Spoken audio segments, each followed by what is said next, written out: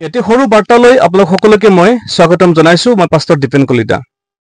আজি আপোনালোকৰ সৈতে এটি বিষয় আলোচনা কৰিবলৈ মই ইচ্ছা কৰিলো, আৰু সেই বিষয়টো হৈছে দানিয়েল আৰু সিংহৰ গাঁতৰ বিষয়ৰ ওপৰত। আমি সকলোৱে জানো যে দানিয়েলক সিংহৰ গাঁতত পেলাই দিয়া হৈছিল, আৰু সেই সিংহৰ গাঁতত পেলাই দিয়াৰ যিটো মূল চক্ৰান্ত সেই বিষয়ে আমি বহুতে কম বেছি পৰিমাণে জানো।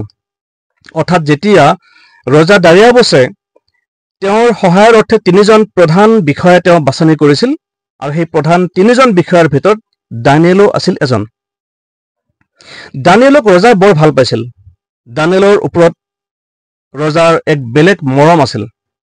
কাৰণ হ'ল যে দানিয়েলে ৰজাৰ আদেশ নম্ৰতাৰে বাধ্যতাৰে পালন কৰিছিল। কাৰণ দানিয়েলে ঈশ্বৰৰ সৈতে থকা এজন ব্যক্তি, সদায় ঈশ্বৰক ভৰসা কৰা এজন ব্যক্তি, আৰু সেইকাৰণে ৰজাৰ যি আদেশ তেওঁ নিয়াৰিকৈ খুব শৃংখলা লগাই সেই কামবিলাক কৰিছিল, আৰু যাৰ কাৰণে ৰজাই দানিয়েলক বৰ ভাল পাব ধৰিছিল, খুব মৰম লাগিছিল।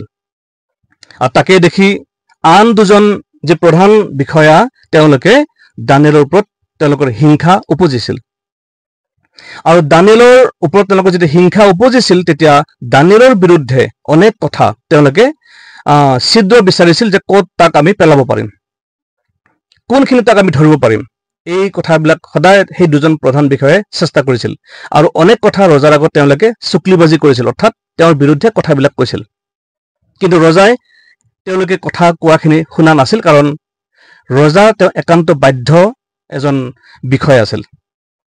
আৰু এনেদৰে কুচক্ৰান্ত কৰি, সেই গোটেইখিনি কথা মই এতিয়া ক'বলৈ নাযাওঁ, বহুত দীঘল হ'ব। কুচক্ৰান্ত কৰি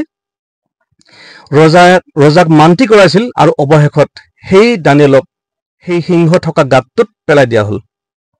যেতিয়া গাঁতত পেলাই দিয়া হ'ল, ৰজাই কিন্তু বৰ দুখ পাইছিল, আৰু গোটেই ৰাতি ৰজাই শুব পৰা নাছিল, কাৰণ ইমান বাধ্য এজন বিষয় আছিল তেওঁ।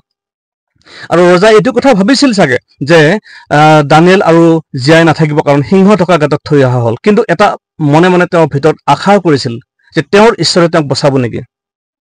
অতি ৰাতিপুৱাতে যেতিয়া গ'ল, আৰু গৈ বৰ ভয়ে ভয়ে গ'ল আৰু মাতিলে দানিয়েল বুলি, তেতিয়া দানিয়েলে ভিতৰৰ পৰা মাত দিলে আৰু ক'লে, মহাৰাজ চিৰজীৱী হওক, প্ৰেইজ দ্য লৰ্ড। প্ৰিয়সকল, এয়া হৈছে ঈশ্বৰৰ শক্তি।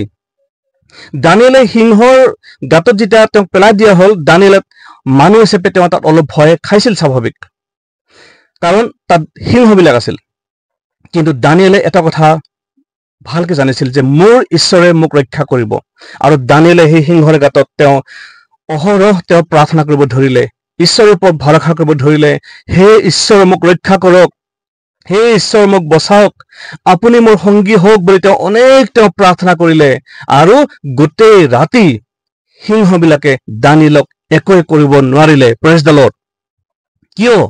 তাৰ কাৰণ হৈছে দানিয়েলৰ ভৰসা, দানিয়েলৰ যিটো ঈশ্বৰৰ প্ৰতি ভক্তি, সেয়া বৰ বেছি আছিল।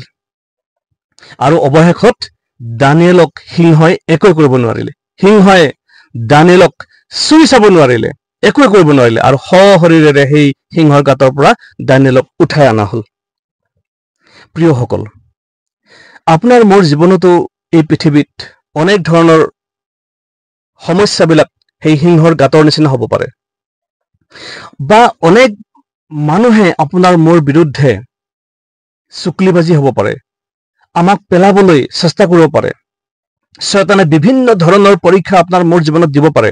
কিন্তু প্ৰিয়সকল, এটা কথা মনত ৰাখিব, যদি আপুনি মই সঁচাকে ঈশ্বৰৰ সৈতে থাকো, ঈশ্বৰৰ লগত আমি থাকো, ঈশ্বৰক ভৰসা কৰো, সদায় আমি ঈশ্বৰৰ লগত কথা পাতো, প্ৰাৰ্থনাত থাকো, ঈশ্বৰৰ বাক্যৰ লগত থাকো, তেতিয়াহ'লে এই পৃথিৱীৰ কোনো শক্তিয়ে, শয়তানে আপোনাৰ মোৰ বিৰুদ্ধে যিমান মানুহ থিয় হলেও, যিমান শত্ৰু আহিলেও আপোনাক মোক কোনেও একো কৰিব নোৱাৰিব, কাৰণ আপুনি মই ঈশ্বৰৰ লগত আছো।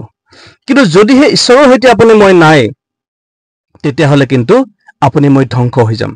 দানিয়েলক যেতিয়া সিংহৰ গাঁতত পেলাই দিয়া হৈছিল, যদি দানিয়েলে ঈশ্বৰৰ সৈতে নথকা হলে, ঈশ্বৰৰ লগত কথা নপতা হলে, ঈশ্বৰৰ আশীৰ্বাদ নিবিচৰা হলে, তেতিয়াহ'লে দানিয়েলক সিংহই খাই হজম কৰিলেহেঁতেন। কাৰণ সিংহ হৈছে বৰ হিংস্ৰ প্ৰাণী। ভোক লাগি থকা সময়ত যেতিয়া সিংহৰ আগত কোনোবা জীৱ জন্তু পৰে সেয়া আৰু বাচি কেতিয়াও যাব নোৱাৰে, কাৰণ ধৰি খাই পেলাব, ছিন্ন ভিন্ন কৰি পেলাব সিংহই, খাই হজম কৰি পেলাব। কিন্তু দানিয়েলক একো কৰিব নোৱাৰিলে। আপোনাক মোকো একো কৰিব নোৱাৰিব, কোনো নোৱাৰিব, শয়তানে নোৱাৰিব, মানুহে নোৱাৰিব, যদিহে আপুনি মই ঈশ্বৰৰ লগত থাকো, ঈশ্বৰক ভৰসা কৰো।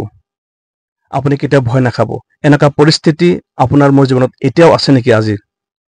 যিটো কথাৰ কাৰণে আপুনি মই বহুত ভয় খাইছো, যিটো কথাৰ কাৰণে আপুনি মই বিৰাট ব্যাকুল হৈছো, বিৰাট চিন্তিত হৈছো, কি হব মোৰ জীৱনটো কি হব? যদি আপুনি মই তেনেদৰে ভয় খাইছো, এটাই মাত্ৰ উপায় আছে। আপুনি মই ঈশ্বৰৰ সৈতে প্ৰাৰ্থনা কৰো হওক, তেওঁক ভৰসা কৰো হওক, আৰু তেওঁৰ আশীৰ্বাদ আমি বিচাৰো হওক। তাতে আমি ৰক্ষা পাম। ঈশ্বৰে সকলোকে আশীৰ্বাদ দান কৰক। ধন্যবাদ।